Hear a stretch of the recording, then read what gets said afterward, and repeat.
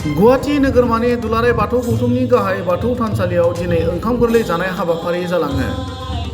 गुवाहाटी जिल्ला दुलाराय बाथौ गौथुमजों जथायै बानजायनाय दिनैनि हाबाफारियाव बाथौ गौथुमनि फिरफिलाखौ बिरहोयो गाहाय नेहाथारि गणेश दैमारिया।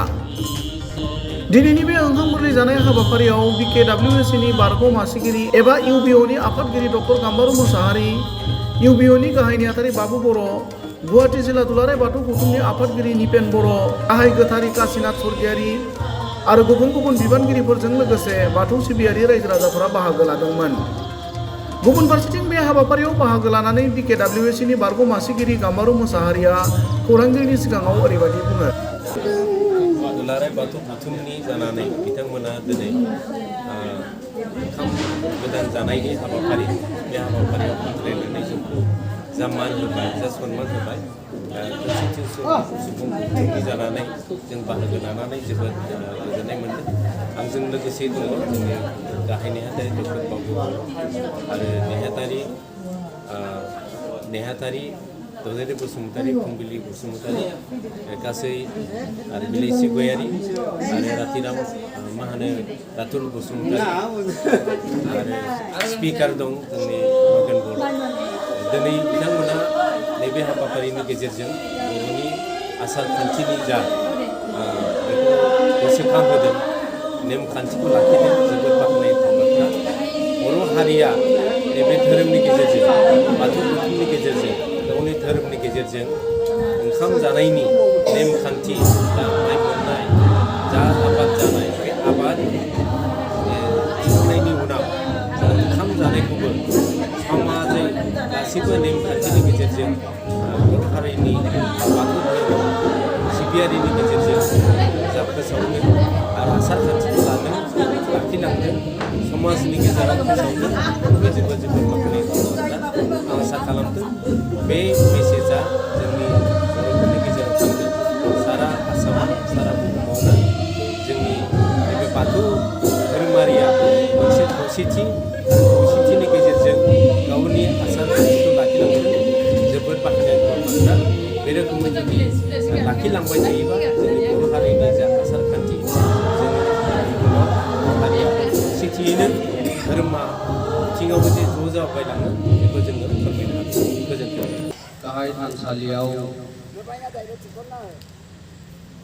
बे ओंखाम गोरलै जानाय आघोन दाननि 9 खालाराव गुवाहाटी जिल्ला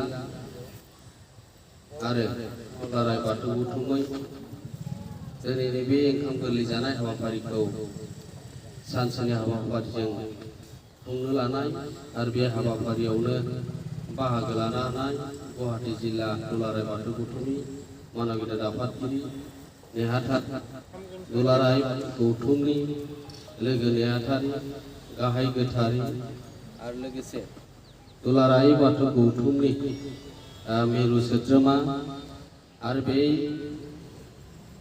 आर'जखौ दैदेननाय दैदेनगिरि आर'ज हानजा जिल्लाफोरनिफ्राय सफैनो हानाय बिबानगिरि नोंथांमोन, माइनाव नोंथांमोन, दौरि आसारि नोंथांमोन, गौथुमनि जानानै बयनिसिमबो गोजोन फुंबिलिनि गाहाम हामलायनायखौ जासिहरग्रोदों। दिनै गौथुमनि फिरफिलाखौ मानाव गेदेर आफादगिरिया बिरहोनांगौमोन, नाथाय बिथाङा शिबसागर सराइदेव बेवहाय हाबाफारि दङ आरो बे हाबाफारियाव बाहागो लाहैनो लेखा दिनै बे फिरफिला बिरहोनाय हाबाफारिखौ मावफुंनो गोनां जादों। आरो बेवहायनो मिरुनि बा धोरोमारि बे फिरफिलाखौ फिरफिलानि सिङावनो जों बयबो साग्रिदै जोङो गसंनानै फिरफिलानि सिङाव जोङो धोरोमनि जेखिनि जोङो मावनांगौ आरो दिनै ओंखाम गोरलै जानाय फोरबोआव जों ब्रैथि फोरबो आरो बे ब्रैथि फोरबोआव जों सानसेनि हाबाफारिजों जों बेवहाय थुबुर जादों आरो जों बे मिरु थानसालियावनो खुंनो लादों। बेवहाय दिनै गारि मथर जोंनि सेखा रुवा खदाल बेवहायबो जोङो बेवहाय बावो आरो बे सानसेनि हाबाफारिजों नोंथांमोना बाहागो लाफैदों। बेनिखायनो मिरु गौथुमनि जानानै बे समाव साबायखर बावदों आरो सिबिनायखौ जों जासिहरबोदों। गौथुमनि जानानै आं गोलाव बाथ्रा बुंनो सानाखै दिनैनि बे समाव जोङो सेथि हाबाफारियै बे जोबलांबाय, नैथि हाबाफारि दङ, थामथि हाबाफारि दङ।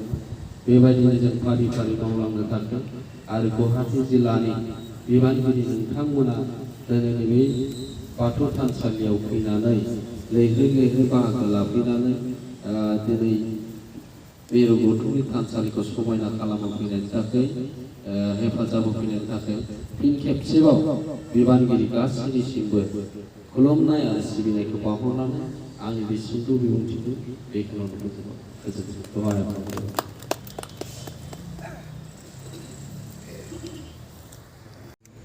फारि फारि साफा साफा बयबो बावलांबाय थाथोंसै। जोबोद गोजोन बुब्लि, जोबोद गोजोन बुब्लि।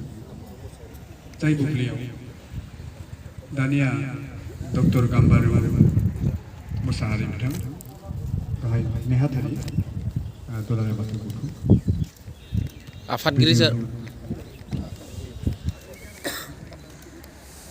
दानिया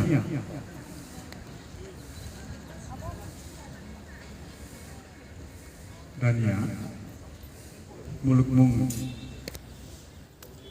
बुहुम बसुमतारी बिथाङा बावजोबबाय। बेनि उनाव डक्टर बाबुराम बर' बिथाङा बावगासिनो दङ।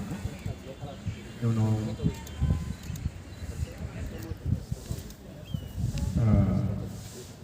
गुवाहाटि जिल्ला बाथौ गौथुमनि लेङा बेंगिरि आरो गुबुन गुबुन